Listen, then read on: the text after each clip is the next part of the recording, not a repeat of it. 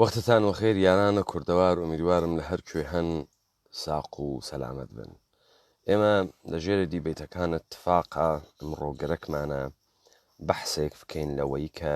چۆن ئەو پەروەردەیە کە ئێمە بەحسی یەکەین کە ئینسانە کوردی لە بەسە زوانیە بە بەزەی ئەگات بەشێکی چۆنە و ئەم بەزەیە دەرەنجامە چی تێتە دەرەوە لە ئینسانە کوردی و فەرق و جیاوازیەکەی چییە لەگەڵ دنیای غەربە. ئەوەی کە من لە تایتەڵا دامنیاگە دەرکە فاسڵە دیستەنس لە ئینسانە کوردیوە خەتم ئەوێت بە بەزەیی ئەڵبەتە یەکێکیان ئەمەسە ئەوەی کە من نووساگمە وەکو تایتەڵە وەکو تاپیکە ئەم دیبەیتە بە ڕسم و خەتی عەرەبی نووساگمە. ئەمە هەمان ڕسم و خەتە کە ئێمە لە گۆرانیە بەکارمان بردگە. هەڵبژاردنە ئەم ڕسم و خەتە بەر ئەساسە تەکنیکی بوون و دروستبوون نییە، بژاردەیەکی سیاسیە، بۆ خاتری ئەوەی کە ئێمە مەجال نەدەین بە کوشتنە ڕسم و خەتە گۆرانی و دزینی بۆ زوانیە دیشە فارسی زوانیە دیشە فارسی مەوجودیەتە تاریخی پێیا بکە کە ئەنەهوو زوانێکی فارسی بووگە و ڕسم و خەتێکی بووگە و ئەمە ڕسم و خەتەکەیەسی دەرنەتیجەمەشەیە لە گۆرانی بیسەندەیە. من ئەزانم بە دانەنانە مسەوەتە بچووکەکان کورتەکان ئۆ فەتحە زەممە کەسرە خوێندنەوەی سەختە، بەڵام هەروە کە لەم زوانەیە دیشە فارسیە ئێوە عادەتتان کردگە چون کەلەماتەکان ئەناسن دەرئەسەرە ممارەسەکردن و تەمرینکردن بێ مسەوەت بیان خوێننەوە. ئێمە ئەم بژاردە سیاسیەمانە لە ڕاپەڕین کرد تا زەمانێک کە بتوانین داگیرکرد لەم سەرزەمینە خۆمانە دەرکەین کە کۆرپۆریشن بێت مەجالیان پێ نەدەین کە تاراجە سەروەتمان بکەن. انتخابەکە تێکنیکی نییە، پس ئەوانەی کە تێن و ئیراد ئەگرن لە ڕسم و خەتە ئێمە پێیان وانە بێ کە ئێمە ئەو دەرکەمانە نییە. نەخێر ئەمە انتخاب و بژاردەیەکی سیاسیە و دیبەیتەکانە فاسۆم و زوانە فاسۆمی ئێژێت کە ئێمە بۆ ئەم کارمانە کرد.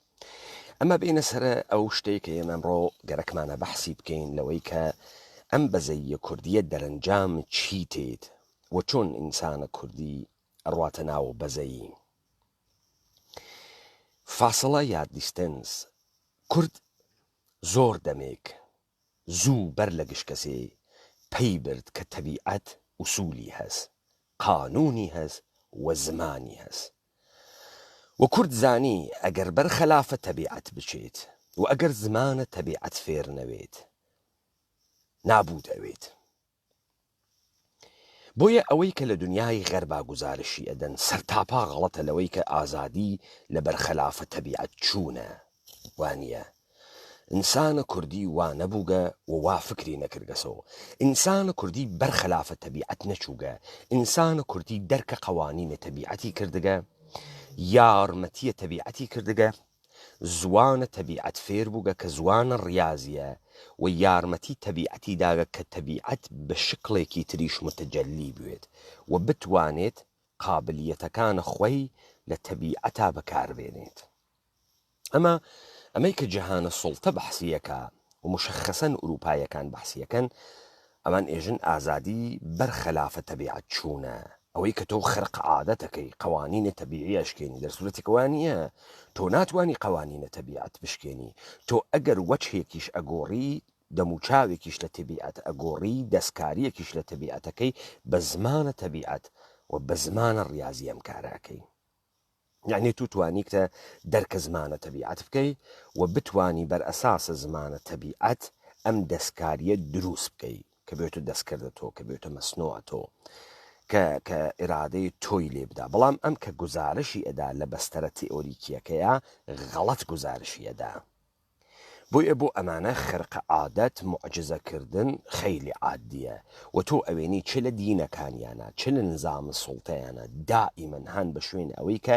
معجزە بە تۆ نیشان بدەن. یەک زەمانێک لە ڕێگەی داستان و ئوستورەی پێغەمبەرەکان و معجزەی پێغەمبەرەکان ئیمڕۆ لە ڕێگەی نەهاتهای ئەکادمیک و مرکزهای پژوهشی تحت ناوە دەستاوەردهای علمی و سوڵتە نیشانە مردمی بدەن. خودە سوڵتە ئەمرێکی تەبیعی نییە و کورد زوو بەمە پێی ئەوات کە تۆ ئەگەر بەرخەلافە تەبیعەت بچی نابوودەوی. پس ئەگەر تۆ تەماشاەکەی یەک نوع لە داستانە زەمبیل فرۆشە و ئێمە وتمان زەمبیل ینی جامعە لەگرا کورد فاسڵەکان ئەناسێ، زوانە ڕیازی ئەناسێ. بۆیە تۆ ئەگەر بەرئەساسە تەرتیبێ فەنێ لە ئیجادکردنە فاسڵەیەکی دروستە لە چنینە نەیەکانە دروست بەرخوردنەکەی شکڵێکی هندسی فۆرمێکی جەدیدێ کە ئەتوانێت باعث تەداوم و یارمەتی دەرەژیان بێت ناتوانی بخڵقێنی. دەرنەتیجە شکڵێکی کەجومەوەش دەرتێ، شکڵێک دەرتێ بە هیچ کارێک نایە، فاسڵەی کونەکان ئەگەر تەنزیم نەوێ حچێکی ناتوانانی پێ حمل بکەی. ئەم تەسویرە تێرینەوە سەر ئەوەی کە ئێمە وتمان ئینسانە کوردی بەسە زوانە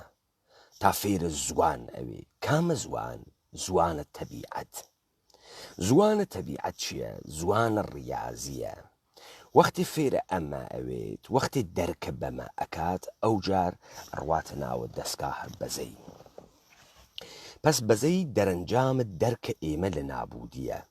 ئەگەر بەرخەلافە تەبیعەت بچین، ئەگەر زوانە تەبیعەت نەناسین، تەبیعەت ئێمە نابود ئەکا، قەوانینە تەبیعی ئێمە نابود ئەکا و شێوەیەک لە فۆرمەژیان نامێنێت کە ئێمە تیا بتوانین ئدامەی حیات بدەین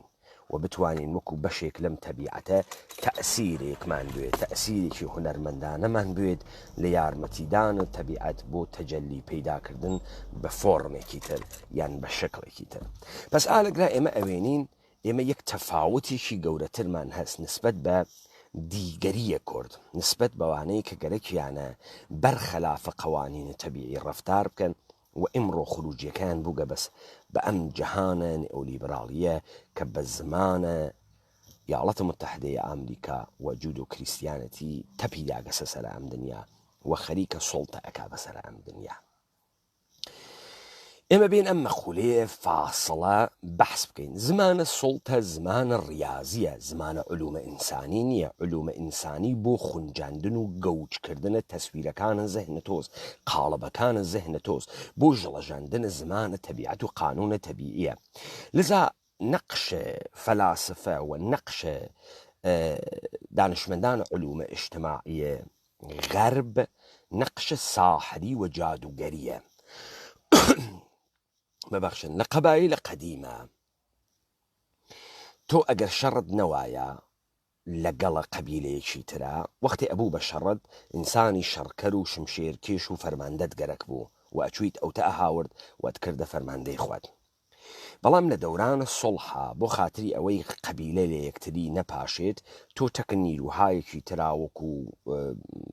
بەلایای تەبیعی، وەکو نەخۆشی، وەکو سەیل، وەکو بۆمە لەرزە، وەکو هەورە تریشقە، وەکو ئەوانە ڕوبەڕوو بووی.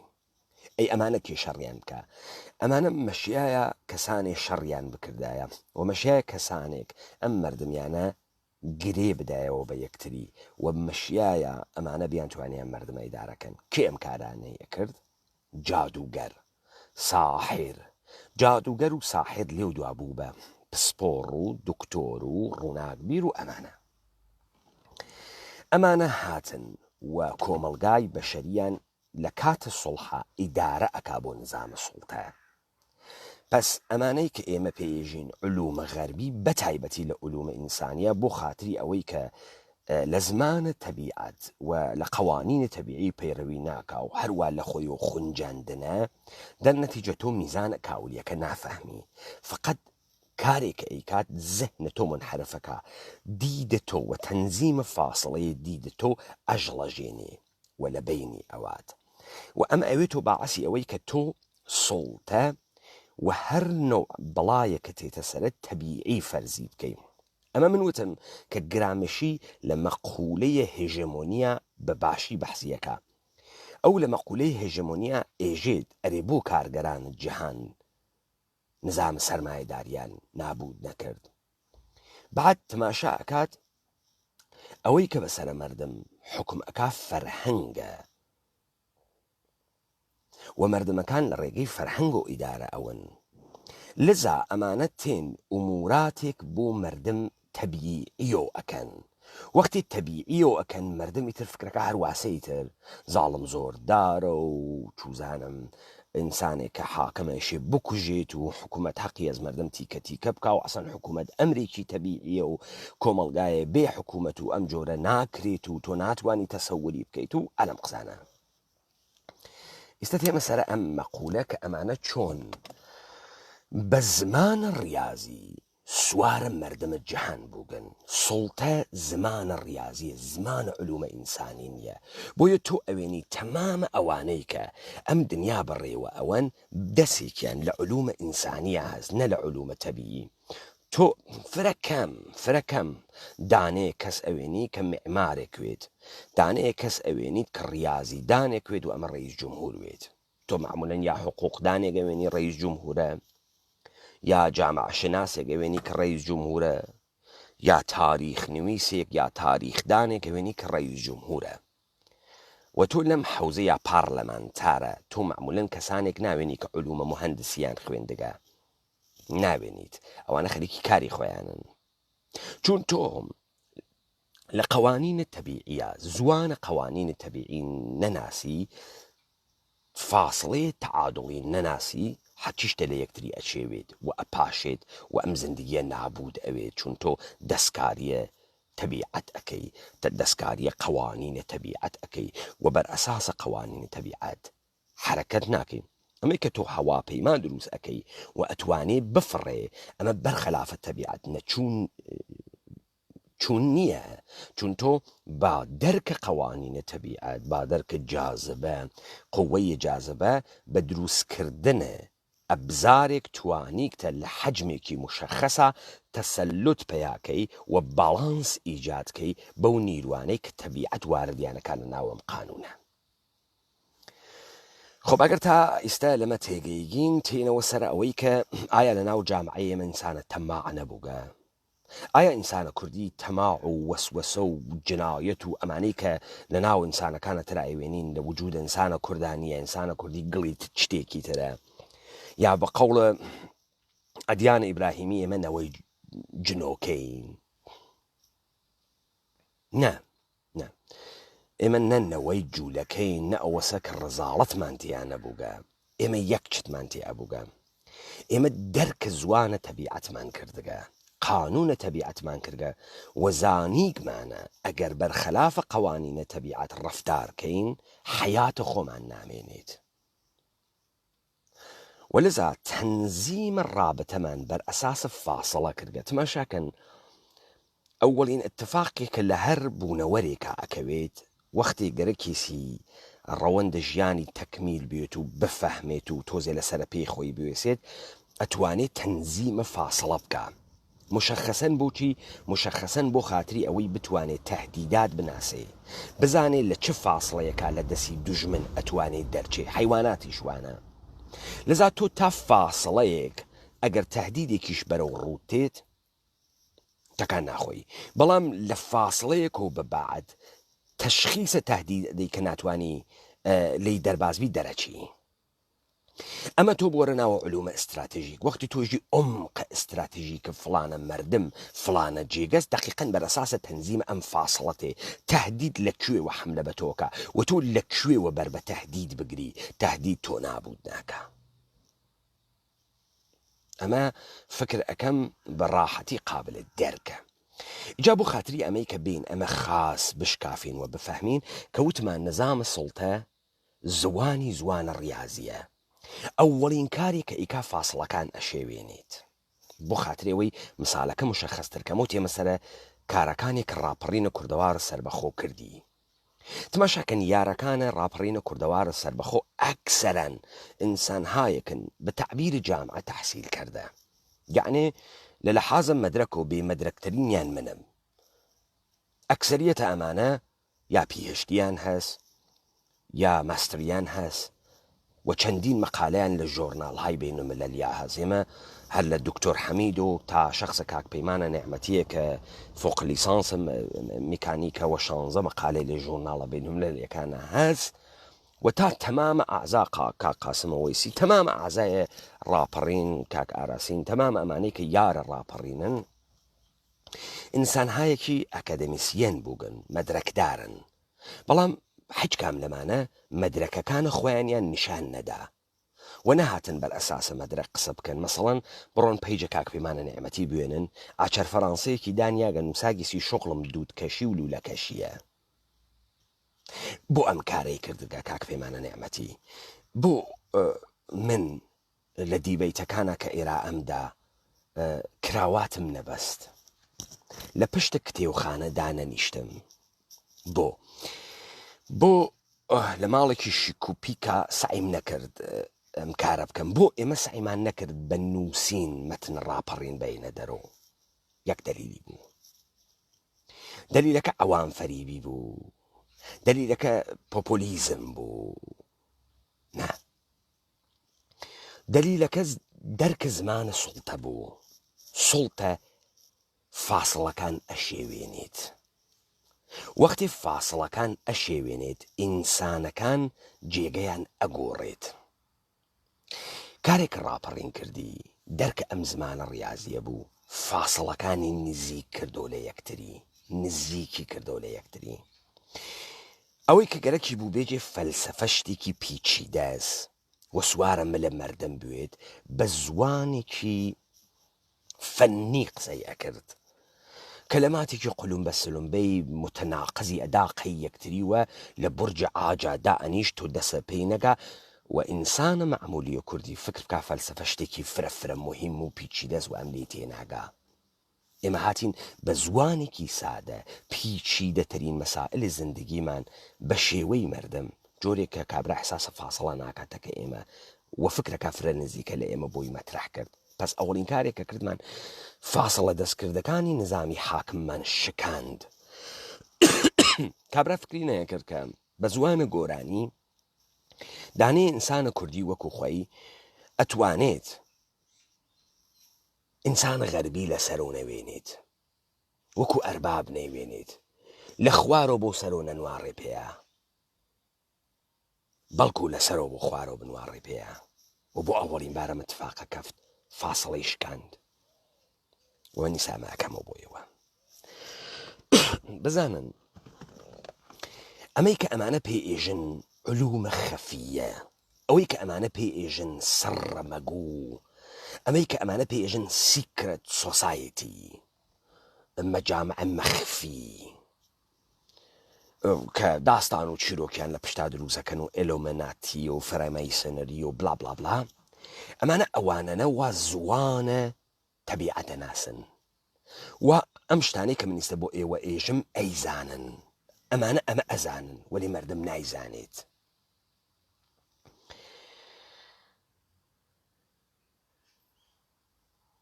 هەروە کە ئێمە بە جامعە وتگمانە زەمبیل و زەمبیل لە تەنزیمە فاسڵەیەکە و چنینە نەیجە قامیش و نەیە تۆ ئەتوانیت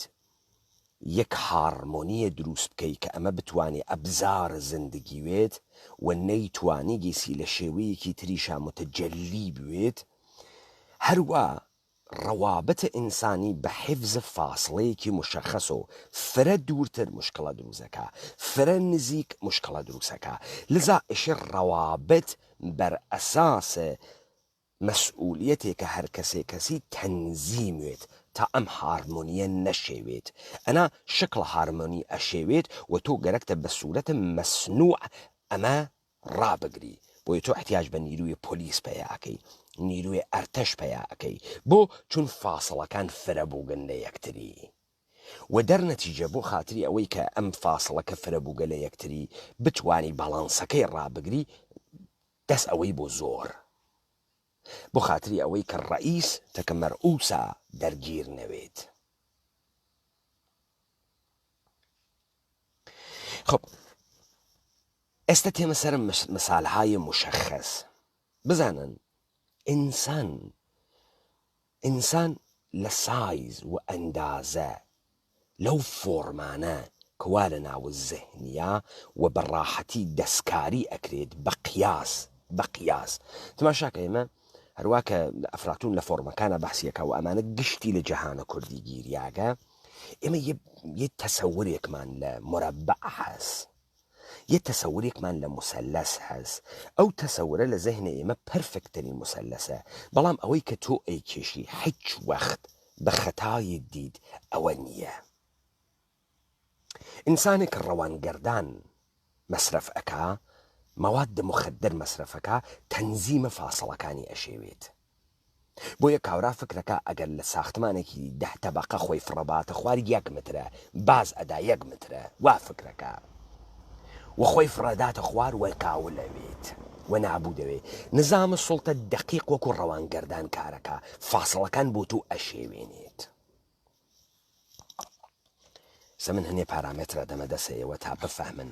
چۆن حملەیان کردە ئینسانە کوردی و چۆن دایان لە جەهانە کوردی و چۆن ئەم جەهانە کوردیانە گرت و تەپیاندا ئەسەر ئینسانە کوردی وەختێ تۆ دەرکێکی دروستە نەوێ پس دەرکت دروست تۆ چۆن دەرک ئەەکەی بە تەنزیمە فاسڵە ئیستە تۆ دائیمەن لە قیاسای مەسەڵەن تۆ ڕۆیتە ناوی ئۆتاقێ هیچ کەرەستەیەکی تیانە سەقفە ئۆتاقەکە لەم ئوروپا 2 متر تا 2 متر و 20 سانتە بۆ باری ئەوەڵ کە ئینسانێکی کوردیت لە محیتێک و هاتکی کە سەقف معمولەن 3 متر تا 3 متر و نیمە کە تیتە ناوی ئۆتاقی ئاوا هەرەسەل تەنگەوێت خۆشت نازانی بۆ هەرەسەت تەنگەوێ ئەحساسەکەی سەقفەکەی فرە نزمە خەفە ماڵەکە خەفە بەڵام تۆ هەڵسە بچوو 4-5 دانە وەسیلە بسێنە بیخەناوی ماڵەکە وەکو کۆمێدێک وەکو کتێوخانەیەک کە لە خۆت بەرزترە مەسەڵەن تۆ باڵات 1.80 تۆ کۆمەدێکە سەنگە 2 مترە 20 سانت لە تۆ بەرزترە تا بگاتە سەقفەکە 20 سانتی تری ماگە ئەو جار کە کۆمێدەکە دانیتە ناوی ئۆتاقەکە تۆ فەریحەیە بۆتێ ئیحساس ناکەی سەقفەکە کورتە بۆ چون ئیستە تۆ یەک دانەشتی تر هەست خۆت قیاسەکەی لەگەڵیە خۆت لەگەڵ کتێوخانەکە قیاسەکەی کتێوخانەکە لەگەڵ سەقفەکە و تۆ ئیحساس ناکەی کە سەقفی ماڵەکە کورتە تۆ فکرت ئەکرد ئۆتاقەکە بچووکە وەلێ مۆبلی تێخەی مێزی تێخەی مێزی نەهارخۆری تێخەی ئەم جار کە دائنیشی تەنای ئۆتاقەکە ئەوێنی ئۆتاقەکە چ گەورە بوو دێخۆ ئۆتاقەکە گەورە نەبووگە تۆ پڕکردگە لە وەسایل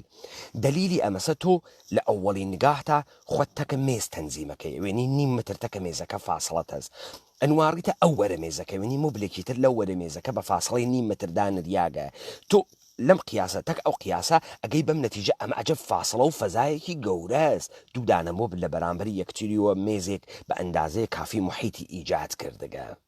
بەڵام تۆ وەختی هاتیتە ناو ئۆتاقێکی خاڵی ئۆتاقەکە 12 متری بوو ئەحساسە کرد فرە بچووکە چی باعث بوو چی شێواندنە قیاسە تۆ شێواندنە قیاسە تۆ باعث بوو کە تۆ لەگرا دوو ئەحساسە جیاواز بگری ئەوەڵ دەفە ئەحساسە خەفەگی دەکرد بارە دووەم ئەحساسە ڕاحەتی ئەەکەی و ئەحساسەکەی فەریحە و ئەحساسە فەریحی ئەەکەی ئەمە نظامە سوڵتە زانی بووی و ئەمە ئینسانە کوردیش زانی بووی دەرنەتیجە ئینسانە کوردی وەختی بەسە زوانە فێری زوانی تەبیعەتی ئەکەن لەناوە ئەم زوانە تەبیعەتە ئوسول و قەوانینە تەبیعەتی فێرەکەن یەکێک لەمانە فاسڵە بۆیە تۆ یەکسری چت ئەوێنیت لە مەناتەقە ئێمە کە مردم بە عنوانە سنت اشتباه وەمانە تەماشایەکە بەر لەوەی بچمە ناوە ئەمە با 4-5 مثال بدەم ئێوە کە گەرەکتانە بڕۆن عەزەمەتە ئیمپراتۆریەتە عوسمانی بوێنن کوێ تەماشاکەن ئەیا سوفیە تۆپقاپی ئەڕۆن ئەوە ئەوێنن خۆ ناچن ماڵەکانە مسەتەح ئەستانبوڵ بوێنن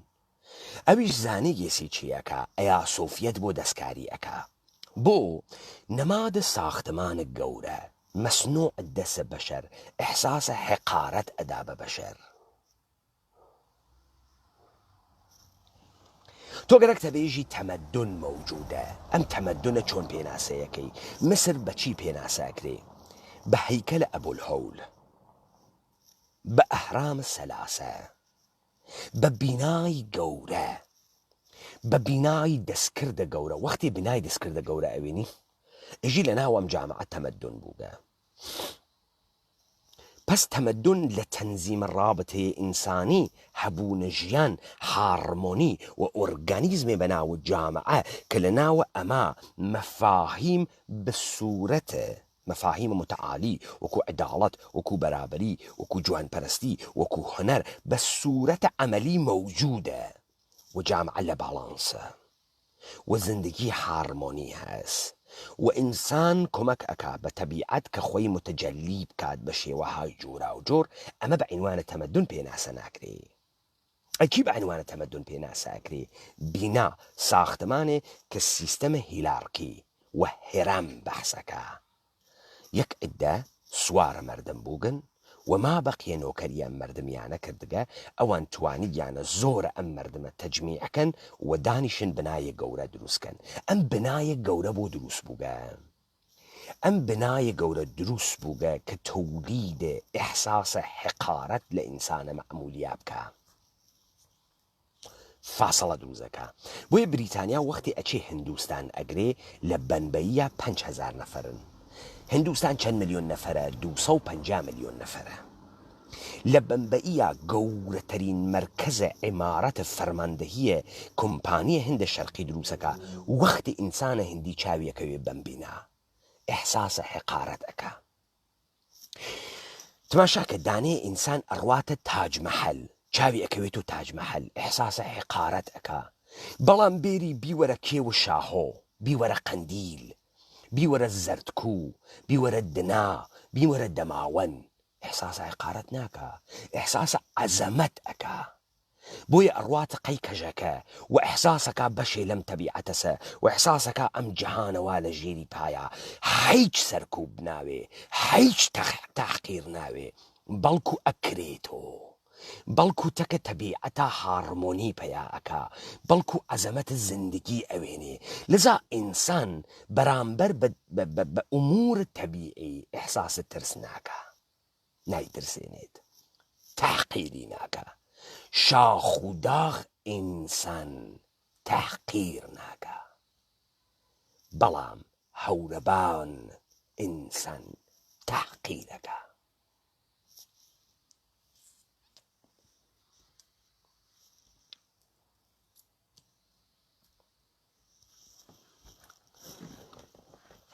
خب یەکی لە کارهایە کە ئەمانە بە ئینسانە کوردی چی کردیان چی بوو؟ خب ئێستامەوێت و سوعال بۆ ئێوە. تو ئەوێنی لە کوردەوارە ئێمە بینای عەزیمە حکوومەتیمان نییە، نێسمان معماریمان نەزانیگە، با معماریمان زانیگە. ئەی بۆ نێسمان سەروەتمان نەوگە، با سەروەتیشمان بووگە. کێ بنای گەورە دروست ئەکا؟ ئەوەی کە دەرونی حەقیرە، بۆ خاترەوەی فاسڵە دروستکە بینای گەورە دروست ئەکا. حەقیرە. ئێمە چۆن ئەم کارمانە نەکردگە؟ بۆ نەمان کردگە؟ ئەم کوردەوارە بەم عەزەمەتە بەم سەروەتە ئێمە نەمان ئەتوانی ئەمە دابنین، نەمان ئەتوانی کرێکار بگرینە کری و بینای گەورە دروستکەین، ئەگەریش بە بەردەگی نەیان کێشین. ئەمەوێت و سوعالێکی گەورە بۆ ئێوە. بەر لەوەی ئەم سوعالە گەورە بۆ ئێوە بەجێ بێڵم، با نمونەیەکی ترتان بۆ بکەمەوە. تەمامە ئێوە ئەزانن لە کوردی ئێوە و لە منتەقەی کوردەواریە خۆمان و لەم کوردەوارە ئێمە مردم ئەیوت باوام زەمینی دەرکرد. زەمینی دەرکرد یعنی چی؟ ئینسان کاری ئەدا لە تەبیعەت، وەختی ئەیدا لە تەبیعەت مالکیەت ئەکا بەسەریوە. مەسەڵەن ئێوە کە گەرەکتان و باخێکتان بوێت تیکە زەمینێک پڕبوو لە بەرد و ئەمانە ئەچویت بەسەری و کارا کرد بەردەکانە لە ئاورد، نەماموتیا ئەکاڵی، دارەمێوتیا ئەکاڵی، کەڵەکە ئەکرد بە دەوریا پەرژێنە ئەکرد بە دەوریا ئەمە ئەوە هەنە تۆ درۆسە خۆ ئێمە لە 100 ساڵ تاریخیا وتمان چۆن سەرزەمینە کوردەواریان گرت وتمان ئەمانە چوون لە جێگەهایەکی خاڵیە ئەم سەرزەمینە بنیادە شاریاندانیا یا لادی گەورەکان یا شارۆچکە چکۆلەکان جەمعیەتیان تێخست کۆنتترۆلیان کرد بە پۆڵ بەرەبرە گەورەیان کرد خەڵکیان لە شاخ و داخ و بۆ هاوردە خوارەوە لە لادەکانەوە بۆ هاوردە خوارەوە ئێمە وامان وت ئیسە با بێنە سەر سوالێکی تر ناسرە پورپیرار سابتی کرد تەختە جەمشید هیچ وەخت دروست نەکریاکە مستەنەدە تەختگاهە هیچ کەس هەز ئەمە ناسرە پورپیرار بۆ خاتری ئەوەی سابتی بکە بۆ ئەمە دروست نەکریاگە چوو وێسیا لەسەر نەزەریەی بەناوە پوریم وەچوو لە کەتاوە بایبڵە لە بەشە پوریم و مەلەکە ئەستەرە هات بە نوکتەیەگەی وتی هەخامنشیانێ مەوجود بووگن ئیمپراتوریانە ژێرە چادر بووگن و لەگرا خانمێک بەناوە ئستر شووەکاتە خەشایارشا و داستانە پوریم و قەتڵە ئامە سەرزەمینە ئێمە دەست پێکە ئەمە ئەو نەزەریە بوو و ئاغای پورپیراردای هێخامنشیان نەبینایان دروست کرا نە سکەیان هەست نە تاریخیان هەست نە مەوجودیەتە تاریخیان هەست نە یەک شاریان لێ بەجێماگە نە حەکی نیشانەدا لەگرا تەمەدونێک لە ساختارە هەرەمی مەوجود بووکە ئەی هێخامن ئەم ساختارە لەگرا چیەکە ئەی ئەم بەنا لەگرا چیەکە ئەمە سوالێکی گەورەست و ئێمە سعیەکەین ئەم سوالە سوالی لەسەر دروستکەین ئێمە وتمان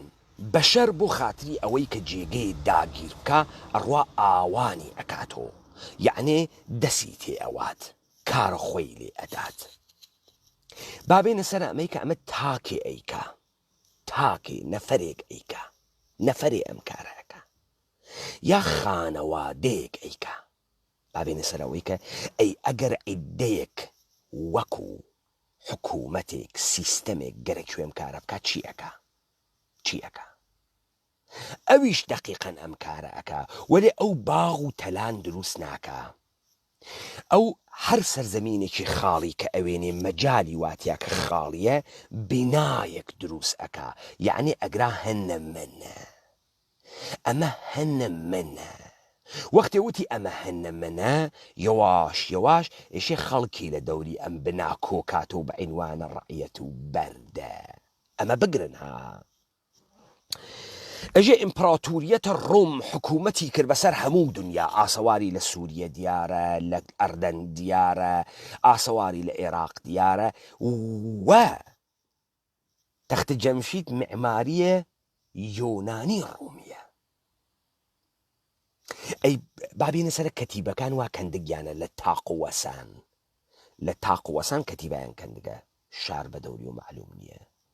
معلوم نیم کاورام کەتیبەیە بۆ کێ کەندگە لەسەر چی کەندگێسی معلوم نییە جوابی هەست ئەمە جوابی هەست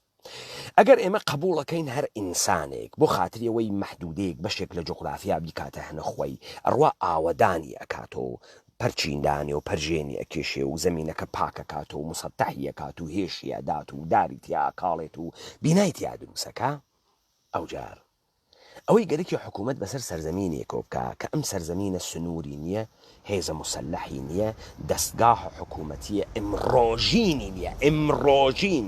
کە بتوانێت لۆجستیکی بێ دووربینی بێ ماهوارەی بێ تەنزیم کاسی مەخاڵدار بکێشێ چی ئەەکەی تو بەڕاحەتی بە عینوانە مەجموعی بەشەریە ورود ئەەکەیتە سەرزەمینێ کە ورودەکەی ئەچی لە منتەقەیەکە ئەمە جواوە و سوعالەیەوە داتۆ ئەرێ بۆ لە ناوەڕاستە کەویرە لە جێگەی وا ئاویتیانە کانی ئاوی نییە کاورە هاتکە بینایەکی دروست کردگە بۆ هاتکەم کارێ کرد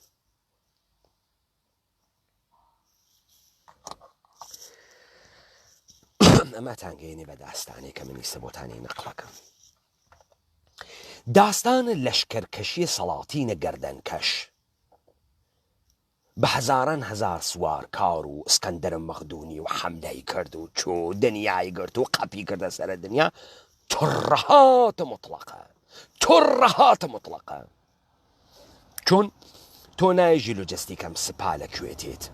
تۆ نایژی ئەم سپایە 200,000 نەفەریە چەندانە کاوەڕی واتەکە ئەشی حەداقەل 1.5 ملیۆن کاوەڕی تەکاوێت تۆ نایژی ئەمە چۆن حرەکەت ئەکا چۆن لە لۆجستیکی هەست وە چه فاسڵەیەک ئستراحەتەکانان ئەخوا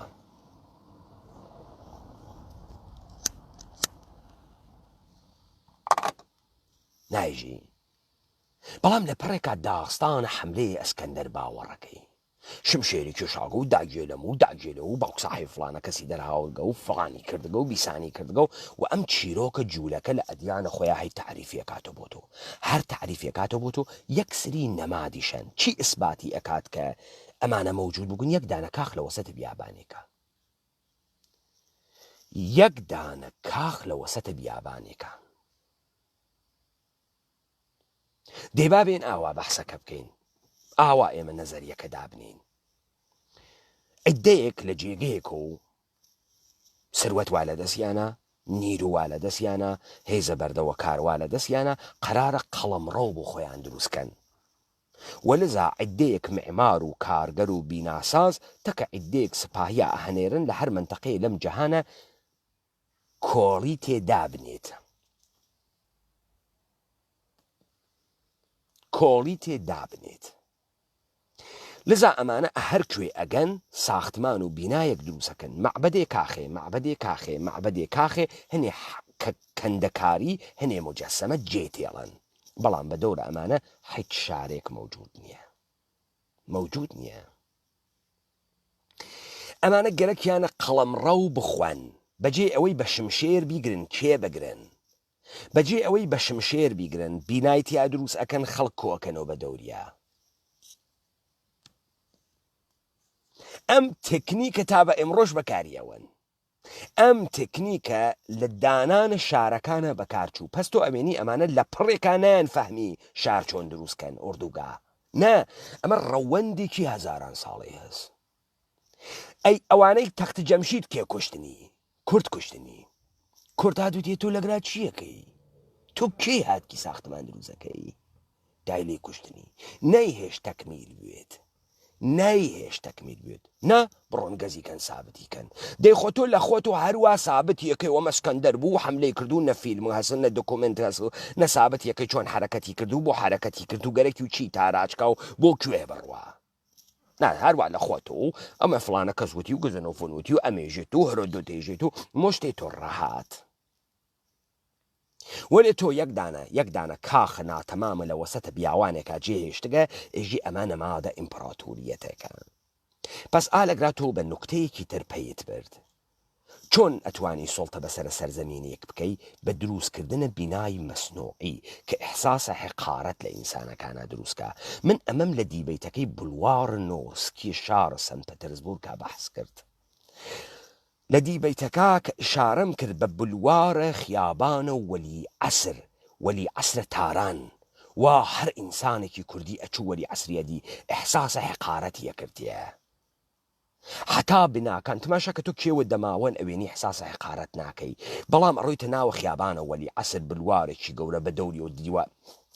درەختیان دانیاگە ساختمان و هەورەبانیان کێشاگە سەرسەرەوە ئەنواوە ئەقسامە ئینسان و ژنێک کە بە زوانێکی تر قسە ئەکا ئەحساسەکەی وا لە سەرەوەی هەرەما وێسیاگە تەکەت و فاسڵەیەکی عەجیب و غەریبی هەست و ئەسڵەن تۆ ناوێنێت ئەحساسە حقارەت لە توا دروستەکە بۆیە فرێک لە مردم و کوردە ئێمە حەزینەیە کرد تاران بڕوا و ناڕوا حەزی پێ ناکە تاران بڕوا حەز ناکا بڕوا شمالە تاران و ئیلاهیە و ئەمانە بوێنێت حەزی پێ ناکە دائیمە ڕوا جێگەی موسەتەح وێنێت ئێستا من هەر بەم دەسە ئێوە هیدایەتەکەمە سەرە شتێکی تر ئینسانێک لە خۆی مطمئین بێت بۆ خۆی غروری قائل بێت ئەم ئینسانە بە کەرەستە نەیگەرەکە بۆ خۆی قودرەت بێرێت قودرەت بنوێنێت قودرەتەکەوا لە وجودە خۆیە لذا هەر شتێک کە ئەحساسە حقارەت بدا بە خۆی استفادەی ناکە مەسەلەن کێها حەز ئەکەن بە مۆبلە چەستەرفیلد ئەم مۆبلانەی وا پێیانێژن مۆبلهایەکی نەپۆڕی زلن وا بووگن و متفرە کەسێ ئەمڕۆی خاتە ماڵەکەی ئەوانەی تازە بە مەسینە هەڵگری و بە دزی و بە خوێڕیگەری تۆزێ پوڵیان دەستکەوتگە نەکەوەی کە پوڵەکەی گرانە نە کاورا ڕوا مۆبلە سەلتەنەتی ئەسێنێ بۆ لەبەر خاتری وەی خۆی حەقیرە لەسەر ئەم مۆبلە کە دائەنیشێ ئیحساس ئەکا ئەم ئەو بۆ هەتە ئەم مۆبلە ئەدا لە ئەم بۆیە تۆ ئەوێنی تورکەکان کالاکانیان ئاواسە چون خۆیان حەقیرن سعیەکەن کالایە دروستکەن کە اقتداری تیاوێ حەقیرن ئێرانیەکان مەوجوداتێک یعنی ئەم فارسەیە دیشانە مەوجوداتێ بغایەت ئەحمەقە بێهۆڤیەتن بەڵام دائیمەن سعیەکەن بێژن ئێمە پیچیدەین دەسوێت کە پیچیدەن هێمشتە گەوج و گێلن دائیمەن گەرەکیانەیە فاصلەیە دروستکەن تەکەتووە بە یەکسری تەکنیک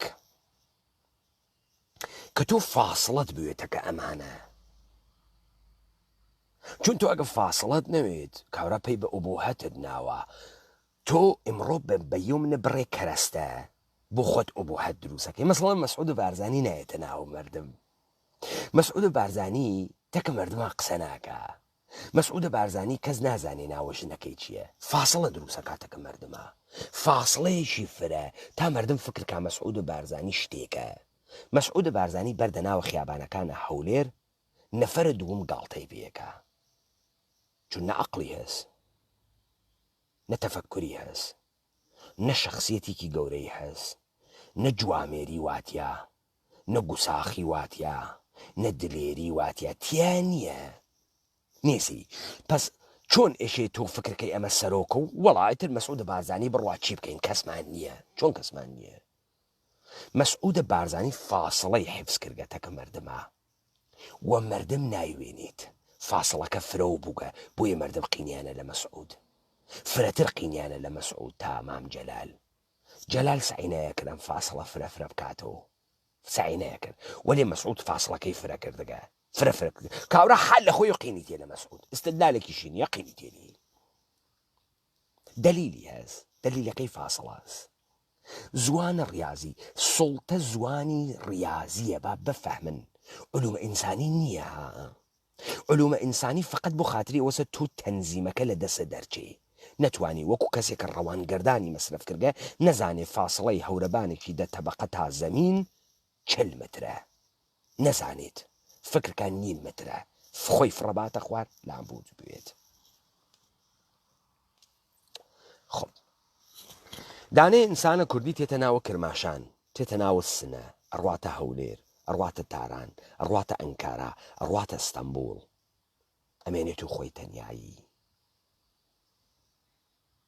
ئەمێنێت و هەورەبانەکان ئەمێنێتە ئەکسەرای ئەمێنێتە تەقسیم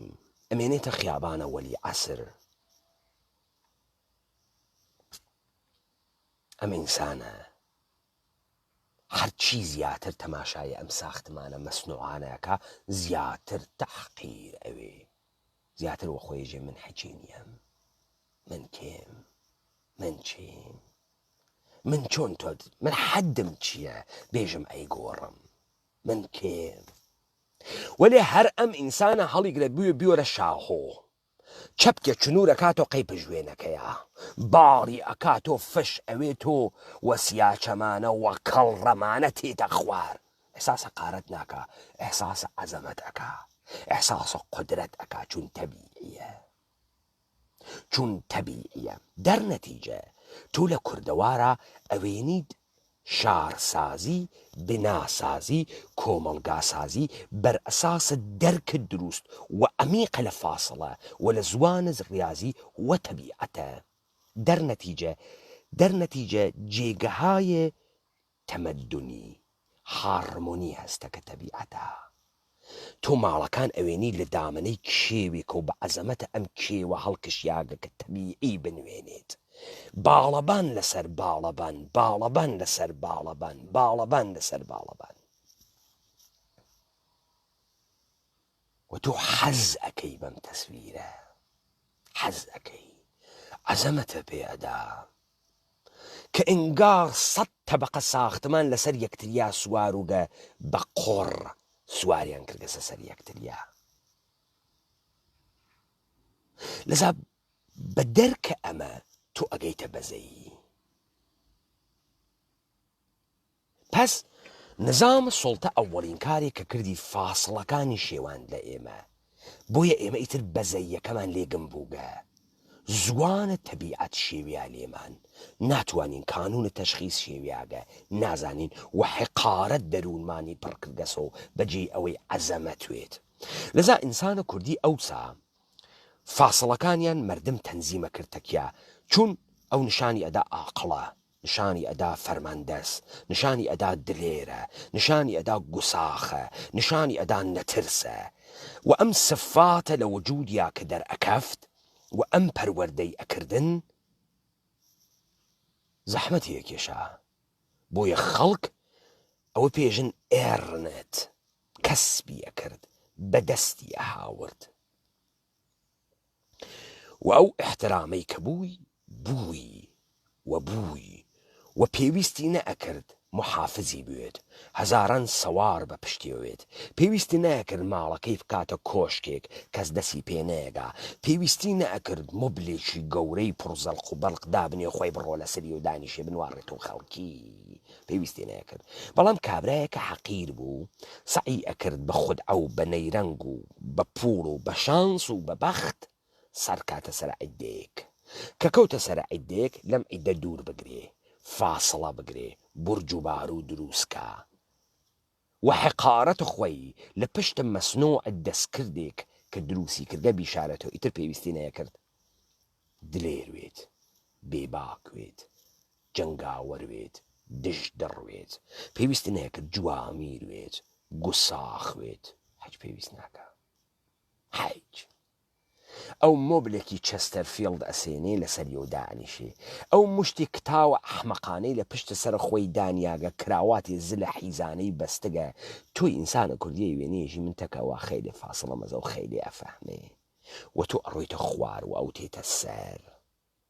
هەرچیە ئەو ئێژێ تۆ تاقیرەکە. بۆی ڕاپەڕێنم کارێ نەکرد. ئیستا من لەم ماشینە دانیشتبم، ئەڕۆمە ناوە خیابان، تێمە دەرەوە فاسڵەکە تەکەیەوە تەنزیم کردیاگە. تۆ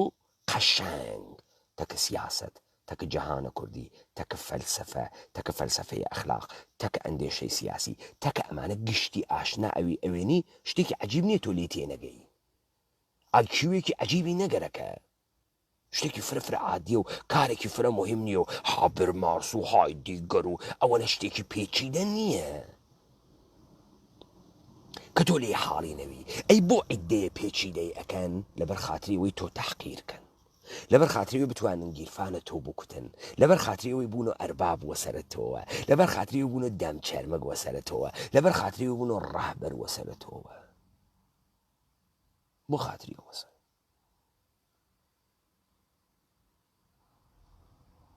پس لەگرا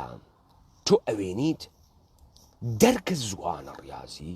ئینسانە کوردی بەرخەلاف ئینسانە غەربی فکر ناکە ئازادی یعنی بەرخەلافە تەبیعەت و شکاندنە قانونە تەبیعەت. هەر کە قانونە تەبیعەت بشکێنێ نابوو دەوێت درۆکە. بەڵکو ئینسانە کوردی فکرەکات بە دەرکە زوانە تەبیعەت و بە گفتوگۆ لەگەڵە تەبیعەتە و بە دانە ئیرادەی خۆی بە تەبیعەتە متەجەلی ئەکا سوورەتێکی تر لە تەبیعەت. ئەنچێکە کورد بووگێسی تەمەدونێکی عەزیمی ئینسانی بووگە کە نمونەی لە تاریخە بێنەزیرە نەمەوجودە. ئەنچێ تۆ ئەیوێنیت کڵاوبەرداری و شەممورتی بازیە لە حەقارەتە کە ئەمڕۆ بگەسە سڵتە ئەمرێکی تەبیعی نییە با بزانن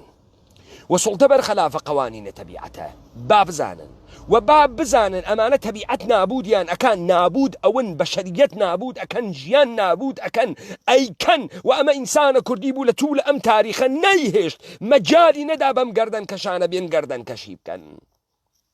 ئینسانە ئازادە کوردی بوو.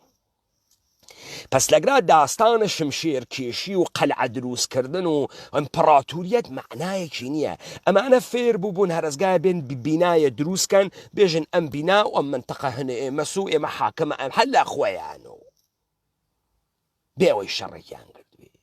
بێ ئەوەی شارێ مردمێ دروستی کردوێت و حاکمێکی بووێت و ئەمانە بردوێتیان. لەزا ئەمانە بۆ یەکتری خونجانگیانە. تۆ تماشا ئەەکەی ئەمانە ئەم نظامە سڵتە لە دەروونە تاریخێک و تێتە دەر وەسڵی ئەەکەن بە یۆناان و بە ڕۆم و بە ئێران و لە پڕێکام غەربە ئەوێت و ئەم کوڕە ئێوە دیتان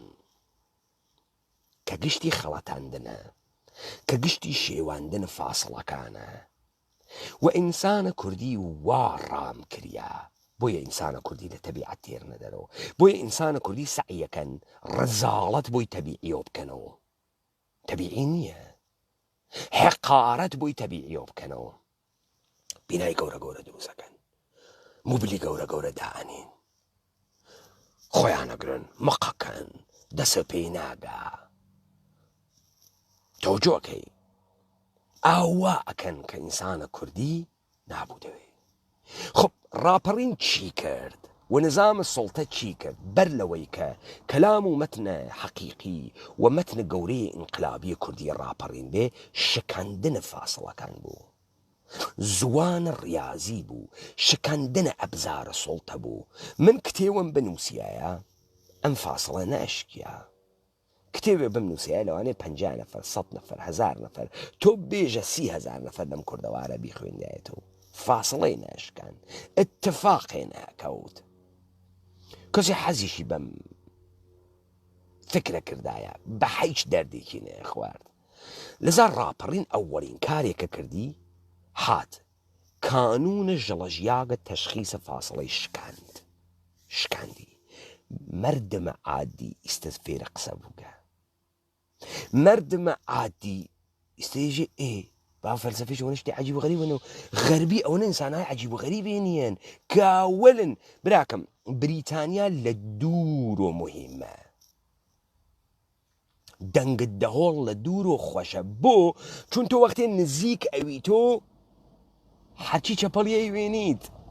لە دوورۆ و ناوێکی زلە و فاسڵە کەس و تۆ ناوێنی تو مبحەمە و باسە بووەکەن و بریتانیا فرە مهمە و عەزەمەتە و تۆ تماشاکەی دێت تۆ خۆت لەگرا بینایە کەسێشێ لە بریتانیا بینا هەبێ 200 متر تێتەم بریتانیا تماشاکەی کاولستانە تەوەجۆکەن ئاوەسە ناتوانم هەڵی گەڕێنمەوە. ئاوەسە شتی عەجیب و غەریبێ نییە بریتانیا. مردمەکەیکی شتی عەجیب و غەریبێ نیەن وەلێ چون فاسڵەت لێیان گرت و فکرە کرد عەجیب و غەریبن. تێتەم لەندەنە تماشایەکەم باوکم هاتەگراوەتی باوەڕەکەم لەندەنە حەشینی ڕۆحەمە چییە و من تەوزیحم بۆی دا. تۆ وەختی تێتە ئەگرا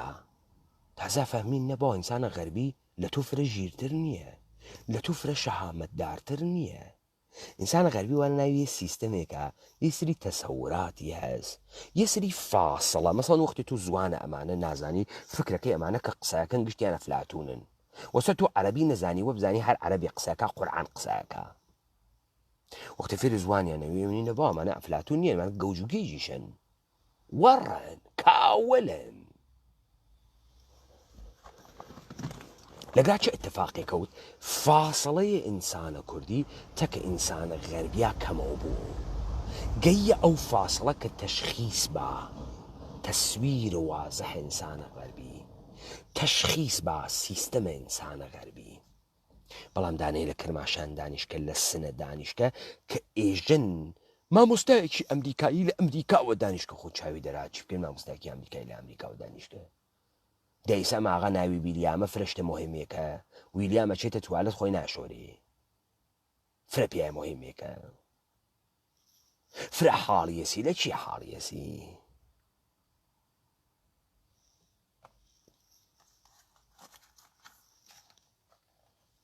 پس ئەگەر ئێمە لە بەحسەکەی خۆمان تێگەین ئەگەین بەم نوکتە ئەمانە کولەن ئەنچێ بە ناوی علومی ئینسانیە داگیانە خوردە ئێمە خونجاندنە سڵتەیە خۆیان بووگە و گەوجکردنە ئێمەس. ئمڕۆ گەرەکتە مردمێک گەوجکەی فەلسەفەی بێبە گەوجی ئەکا بڕۆ ئەم بەختە ئەکەوێتە داوە پۆست مۆدرنیزم و ئەکەوێتە داوە مەکتەبە ئاڵمان و ئەکەوێتە داوە مەکتەبە فەڕەنسا و ئەکەوێتە داوە فەلسفەیە تەحلیلی و فەلسفەیە قاڕهەی و گاوج ئەوێ ناتوانێت تەشخیص بە هەرچی تەنزیمە فاسڵەس لێ ئێشێوێت گەوجەوێ گەرەکتە حەقیریکەی بیوە کاخە سەفیدی پێنیشاندا گەرەکتە حەقیریکەی بیوەرە ناوە شارە نیویۆرک منهەتەنی پێنیشان بە ئەحساسە حقارەت تەمامە وجودی ئەگرێت بەڵام بیوە ئێڤەرست ئەحساسە حقارەت ناکە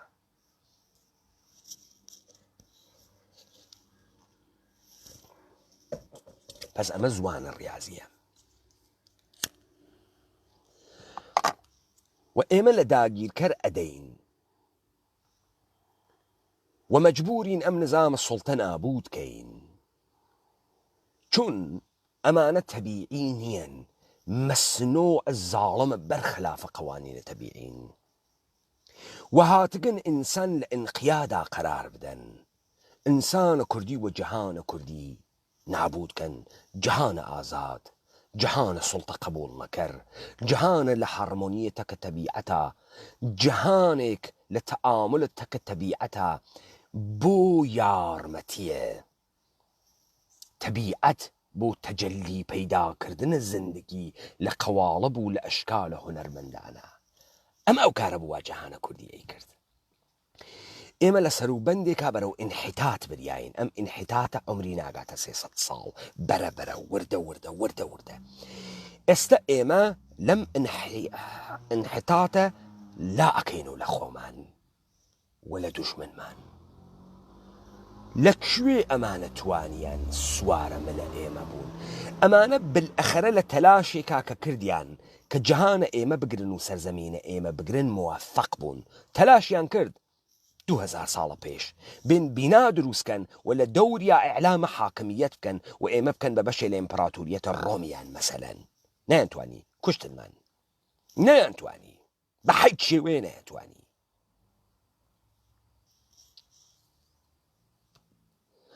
وەلێ ئەمە بەردەوام تەلاشیان کرد بۆ یەقینیان تێ لە ئینسانە کوردی بۆ یەقینیان تێ لە جەهانە کوردی بۆ یەقینیان تێ لە کوردیەت دلیلەکەی ئەوەسە من لە بەحسی شارەکانە وتم کێ ئێژی جەمیەتی ئێران شیعەن کێ ئێژی ئەکسەریەت شیعەس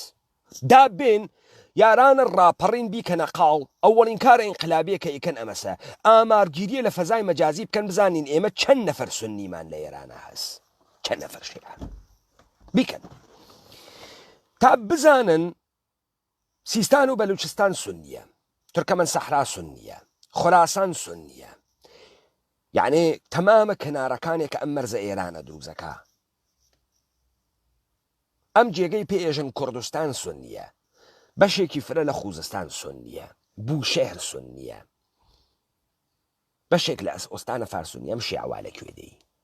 ئەم شیعە کێ لەم ناوەڕاستە فڕیدا خوارۆ کێ هادووتی شیعە ئەکسەریەتە لەگرا جەنگ هایە حەیدەری و نیعمەتی و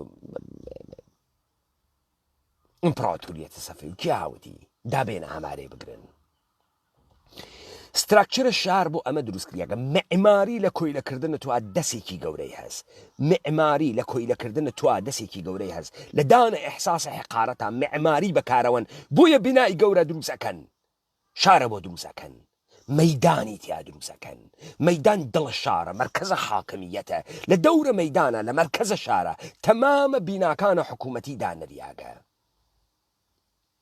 بانکەکانی موسساتەکانی وزارەتخانەکانی دانریاگەن تۆ بیوێنیت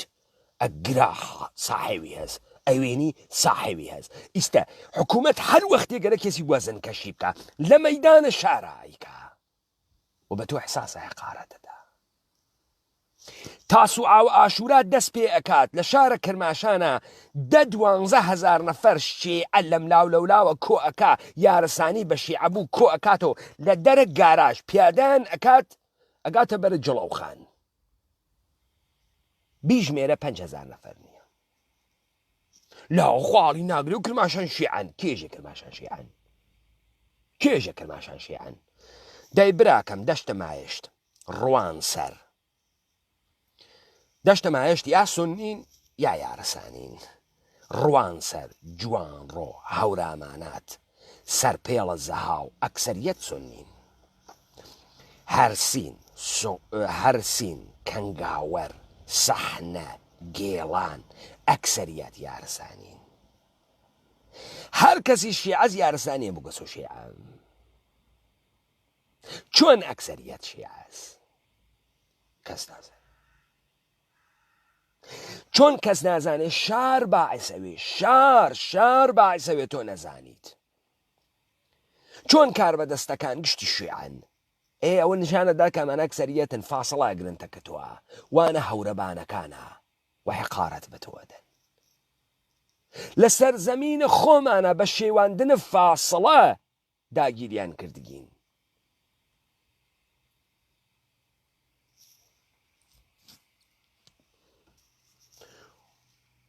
و ئەمە اتفاقە کەفتگە بۆمان بۆیە شارەکان ئوردوگاهن و جێگەی سوڵتەن و مانۆڤر ئەدەن بەمە لەسەر تۆ و تۆ لەحزە بە لەحزە لە بڕوارە نۆرسکیە لە خیابانە وەلی عەسرە ئەحساس حقارەت ئەکەی قەیمیەکانە خۆمان دڵیان تەنگە و لە شار هۆرەیانە کرد بۆ وەتەن دڵیان تەنگە و ئەحساس ئسترابەی گرتن سەکتە لیانیانەدا حەزیان نەکرد بە هەر کالایەک کە بەهاو قودرەتە ئینسانیە ئەوان ئەواتە ژێرە سوعال حەقیر نەبوو کە مۆبلێ گەورەی کاتۆ حەقیر نەبوو کە مۆنیکایە گەورەی کاتۆ کە وەنەوشەیە گەورەی کاتۆ گەورە بوو تورک چون حەقیرە مۆبلە گەورە دروست ئەکا تورک چون حەقیرە تۆ ئەوات ئەیا سووفیە بوێنیت ئێرانی چون حەقیرە سعی کاشتە پێچی دەدنشان بە حەقیرە فاسڵەکان ئەشێوێنێت بۆ ئینسانە کوردیەک لە بەرامبەر کۆرپۆرێشنە ئێرانی و زوانەیە دیش ئەحساس حەقارەتەکە چون فاسڵەی تەکا دروست ئەکا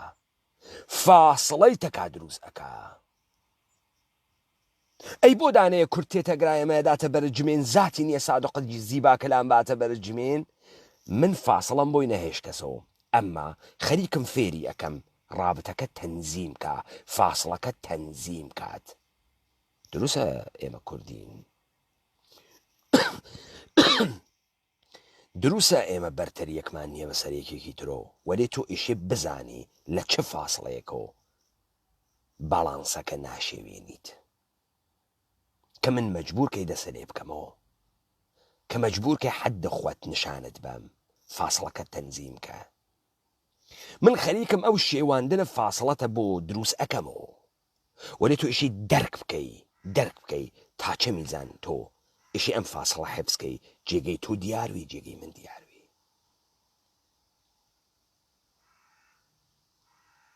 نە ئەربابم نە ئاغام تۆ نەکۆی لێی نەڕایەتی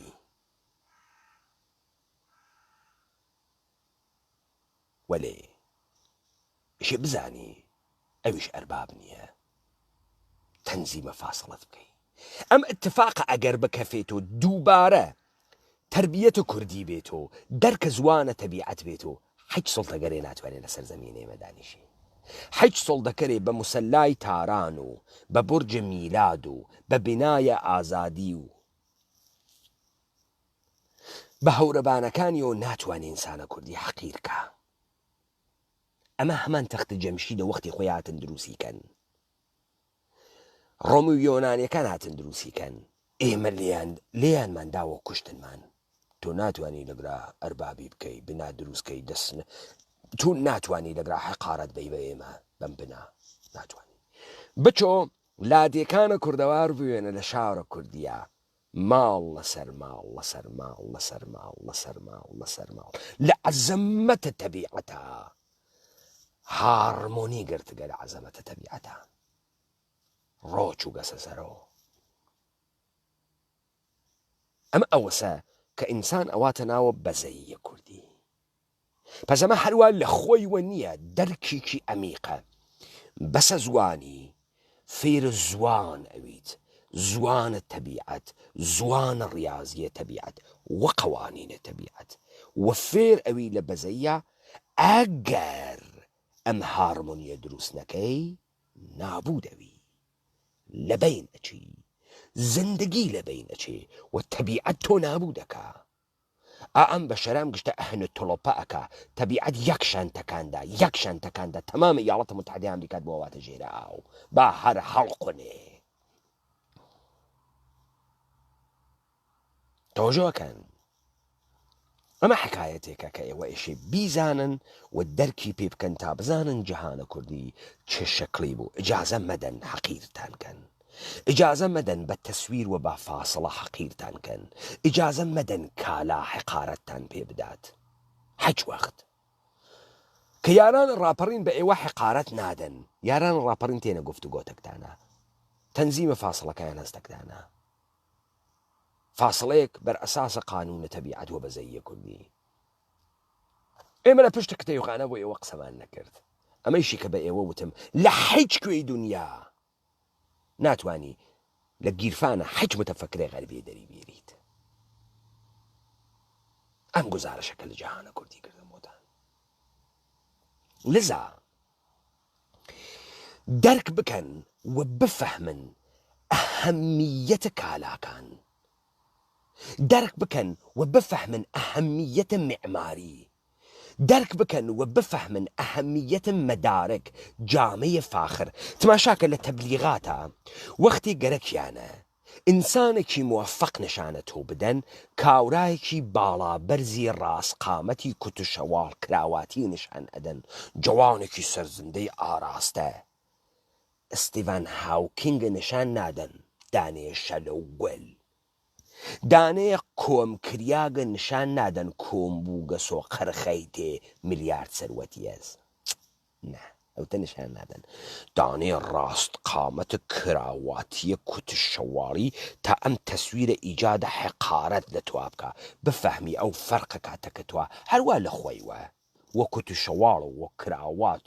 و فاسڵەیە تەنزیمە دووربین و ئارایشە گریم و سەدان عەکسێکە لێ خریاگە دەی ئەمانەی کە ئەمڕۆ بووگن و مەحبوبە دڵە کەنیشکەکانە ئێمە فاسڵە دروست کریاگەلیان دەی ئەم پیاگە بێرە بزانم ئەو جوانە یا کوڕێ کورد دەی کاورایان برگە گریمیان کردگە کاورا گریم کریاگە 2000 شاتە عەکسیان لێگرتەگە ئەنوا و ئەقسامە لەباسیان لەبەر کردگە لە مۆقیەتە مختلفە سێ عەکسیان لێداگە سەدەرەوە تووشێتەم عەکسە بووی گەوج بەفەهم ژنەکە لەبەر چاوە دەکەوێ شوەکەت لەبەر چاوە دەکەوێ پس تۆ دیت ئێمە وتمان ئەمانە هاتن بە تۆ وتیان ئینقیاد عادیە گەرەکتە حاڵە خاس بێ بچۆ پاسپۆرتەکە و بگرە دنیا بگەڕێ بڕۆ بزانە برزیلی وا لە ئینقیادە بڕۆ بزانە ئارژانتینی چۆن وا لە ئینقیادە بێ بچۆ بزانە تورکیایی چۆن وا لە ئینقیادە بێ بچۆ بزانە ئەمریکای چۆن وا لە ئینقیادە و لاو تەبیعیە و خواحڕی ناگرێت و مەترسە و ئینقیاد شتێ خراوێک نییە و تەبیعیە ناتوانێت دەستی دەرچی خەڵی غەڵەتە کرد خیلی غەڵەتە کرد تەبیعی نییە خیلی غەڵەتە کرد ئازاد بوون بەرخەلافە قەوانینە تەبیعەت چوون نییە چون نابوود ئەوی تۆ لەسەر ساختمانی خۆت فرە بە خوار سعی نەکە لە قانونە تەبیعەت پەیڕەویکەی یە نابوود ئەوی تیکە ئەویت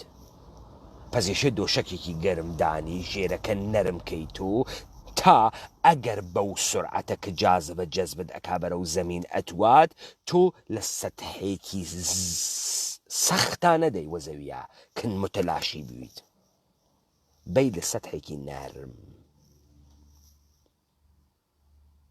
تەوەجۆتان کرد پس ئەمەی کە بە عنوانە علومە غەربیە بە ئێوەی ئەدەن علومە غەربیە بە ئێوەی ئەدەن نەک ڕزگار بوونە ئێوەی نێ لەبەرا بەڵکو و حەقیر بوونە ئێوەی وا لە پشتە سەرا و ئینقیادە ئێوەس و لە تەسادمەتە کە جەهانە کوردیە ئەم بەحسە فاسڵانە نوکتەیەکی عەمیق وە کوردیە کە ئێوە ئێشێ دەرکی بکەن بیفەهمن و بەکاری بێرن تا بزانن.